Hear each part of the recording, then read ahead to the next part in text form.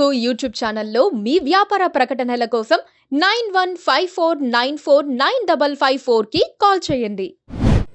ఆంధ్ర రాష్ట్రంలో గత వారం రోజులుగా వర్షాలు సృష్టిస్తున్న బీభత్సాన్ని మనం అందరం చూస్తున్నాం.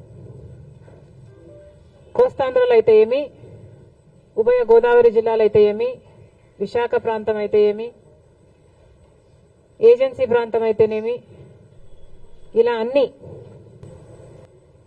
దాదాపుగా మునిగిపోయాయి. లక్షల ఎకరాలలో పంట నష్టం జరిగింది. వేల కోట్ల ఆస్తి నష్టం కూడా జరిగింది. అసలే మన రాష్ట్రంలో రైతాంగం మొత్తం చితికిపోయి ఉన్న పరిస్థితి. చితికిపోయి ఉన్న రైతుల మీద మళ్ళీ పిడుగుపడ్డట్టు అయింది. ఆంధ్ర రాష్ట్రంలో రైతులకు విలువ లేదు, పండించిన పంటకి గిట్టుబాటు ధర లేదు.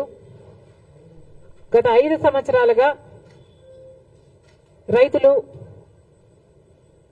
వైసీపీ సర్కార్లో జగన్మోహన్ రెడ్డి గారు చేసిన నిర్లక్ష్యంలో ఎంత చితికిపోయి ఉన్నారో అందరం చూశాం.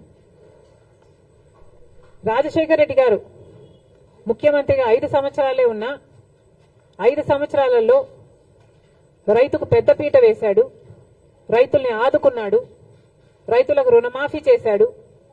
ఎన్నో పథకాలు రైతుల కోసమే చేసిన వ్యక్తి, రైతు పక్షపాతిగా నిలిచిన వ్యక్తి రాజశేఖర రెడ్డి గారు. కనీసం రాజశేఖర రెడ్డి గారు మొదలుపెట్టిన జలయజ్ఞం కూడా జగన్మోహన్ రెడ్డి గారు అధికారంలోకి వచ్చిన 6 నెలలకే పూర్తి చేస్తామని చెప్పి కూడా విస్మరించాడు. ఒక జలయజ్ఞంలో కొత్త ప్రాజెక్టులు కట్టడం కాదు కదా, అసలు ఉన్న ప్రాజెక్టులను కూడా కనీసం మెయింటెనెన్స్, కనీసం రిపేర్స్ కూడా చేయకపోతే ఎన్నో ప్రాజెక్టులలో గేట్లు ఊడి కూడా నదులలో తేలడం మేం చూసాం. అయినా సిగ్గనిపించలేదేమో. రైతుల కోసం 3,000 కోట్లతో ధర స్థిరీకరణ నిధి ఏర్పాటు చేస్తామని చెప్పారు. 1 సంవత్సరం కూడా పక్కన పెట్టలేదు.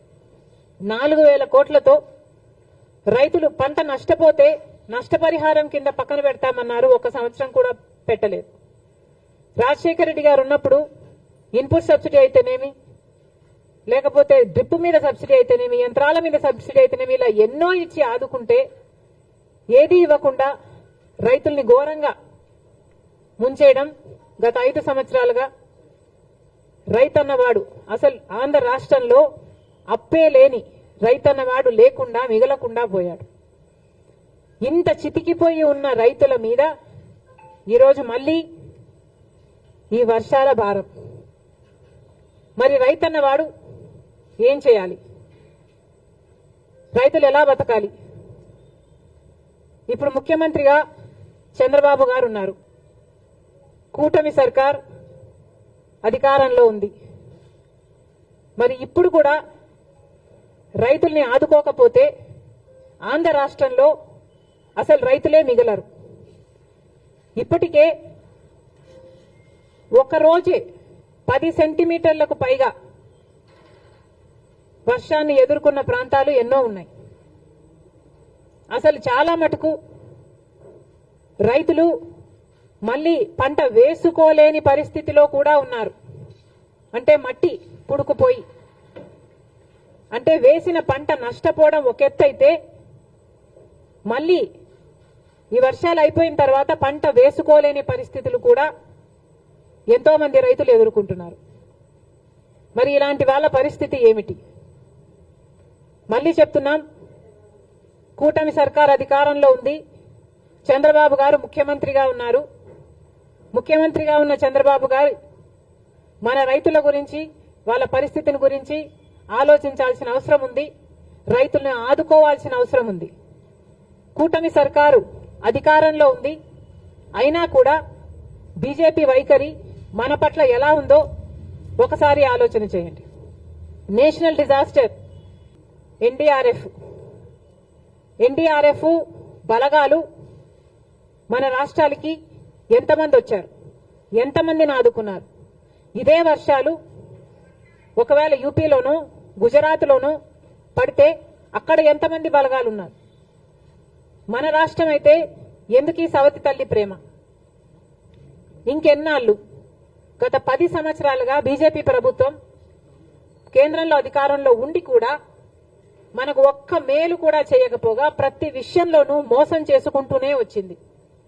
మరి అలాంటి బీజేపీతో చంద్రబాబు గారు కూటమి కట్టారు.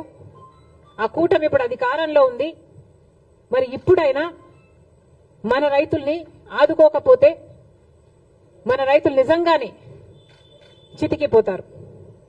దయచేసి చంద్రబాబు గారు దీన్ని ఒక మామూలు వర్షంగానో వర్షాకాలం వర్షంగానో చూడకుండా రాష్ట్ర విపత్తుగా దీన్ని పరిగణలోకి తీసుకొని ప్రతి రైతుకి ఏం కాంపెన్సేషన్ ఇస్తారు, ఎంతమంది రైతులు నష్టపోయారు, ఎన్ని ఎకరాలలో పంట నష్టం జరిగింది, ఎన్ని వేల కోట్ల ఆస్తి నష్టం జరిగింది, ఇవన్నీ వెంటనే లెక్కలు వేసి రైతులను ఆదుకోవాల్సిన అవసరం చంద్రబాబు గారికి ఉంది.